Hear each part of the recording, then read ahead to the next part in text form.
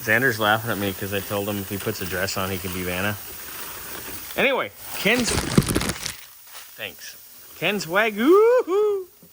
We got the new from Newport Engineering. More modern, more badass wiper motor assembly. Comes with the switch, everything. It's got variable speeds. It's got intermittent. It's quite nice. It has washer control. It's way better than getting a rebuilt one for the actual application, because the wiring and the switches and everything is kind of a bit questionable on the car in some places. We don't want to do a full rewire. We just want to do what's important. So, got this from our friends at Newport Engineering. Very nice. Scotty's going to have fun putting that in. There he is at his doctor's appointment. Where's he at? The gynecologist? Yeah. The Nice. freelance gynecologist. I was a freelance gynecologist.